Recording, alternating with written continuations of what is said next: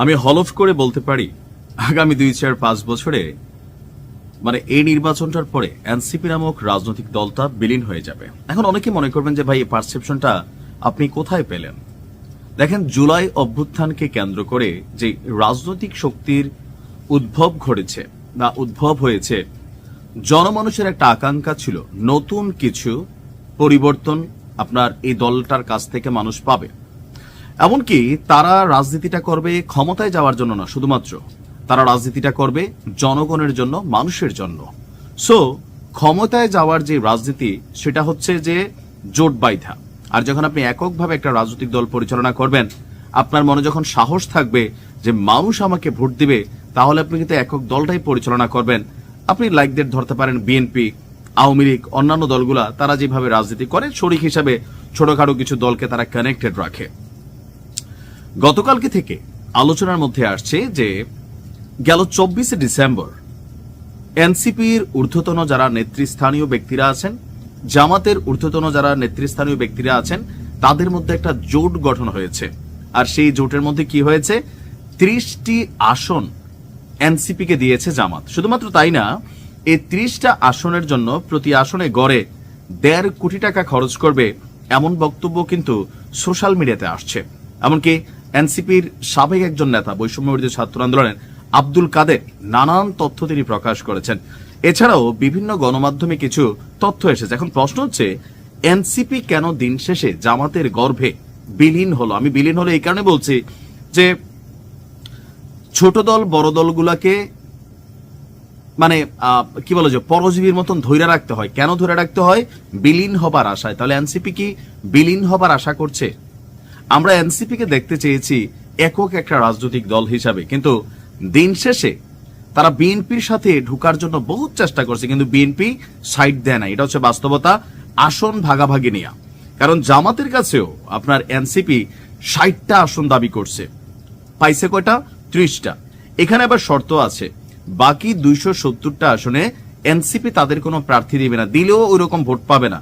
আমি হলফ করে বলতে পারি এনসিপি থেকে 2টা ক্যারেক্টার, শুধুমাত্র 2জন, হাসনাত আব্দুল্লাহ, তাসনিম জারা, এই 2জন ছাড়া বাকি একজনও লোকাল পর্যায়ে একটা ধরেন চেয়ারম্যানও পাশ করবে না। তাসনিম জারা কেন পাশ করবে?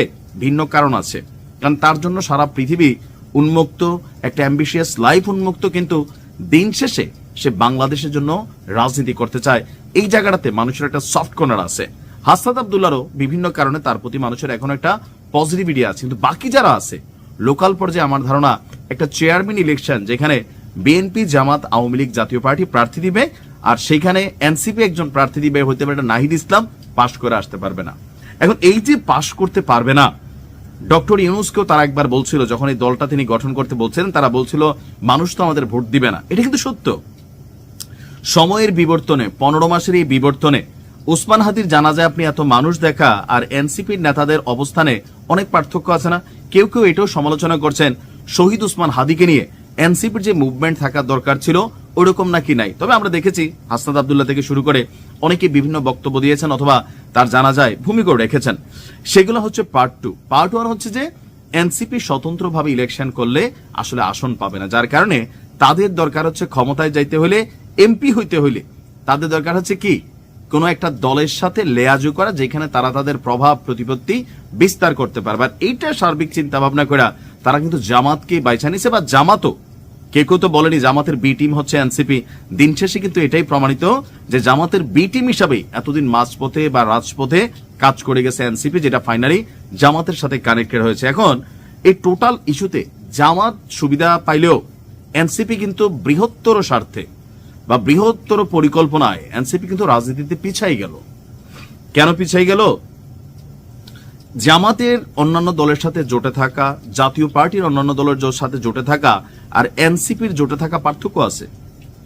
আপনি দেখেন গণ অধিকার পরিষদ যেই লেভেলে বিট করার কথা ছিল, 2টা আসন বিএনপি থেকে পাইছে শেষ। তাহলে এনসিপির এই যে যারা মনোনয়ন বিক্রি করলো সারা বাংলাদেশে, তো এই মনোনয়নের টাকাগুলা যে আসন থেকে গেল, সেই আসনগুলোতে কি হবে এখন তারা যদি জামাতের সাথে এভাবে মিলা যায়?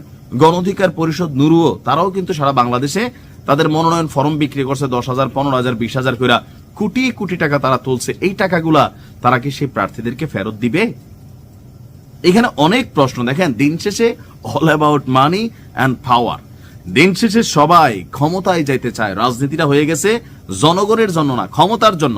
সেবা কর্ম যদি ক্ষমতায় যায়, নেলে না। তবে এনসিপির এই সিদ্ধান্তটা এই মুহূর্তে আমার কাছে মনে হয় স্বল্প পরিসরে প্রফিটেবল হলেও বৃহত্তর পরিসরে মানুষের কাছে ওজন হারাই ফেলবে। কারণ মানুষ এনসিপির মধ্যে বিকল্প দেখতে চাইছে। গতানুগতিক ধারার রাজনৈতিক দলগুলোর বাহিরে তারা কিন্তু অন্য কিছু চাইছে। জামাত তো দেশে ছিলই, তো জামাতের সাথে সাথে জোট বাঁধা লাগে, জামাতের ডাইরেক্ট ভোট দেবে, এনসিপির কেউ ভোট দেবে। তারা বলতেছে শাপলা কলি নিয়ে তারা দাঁড়াবে। তো শাপলা কলি নিয়ে যদি দাঁড়ায়, দিন শেষে শাপলা কলিরে ডুবাই নিয়ে আসবে তারা পানির মধ্যে। দাঁড়িপাল্লার প্রতীকে দাঁড়াইলেও কিছু ভোট টোট পাবে প্রতীকটার কারণে।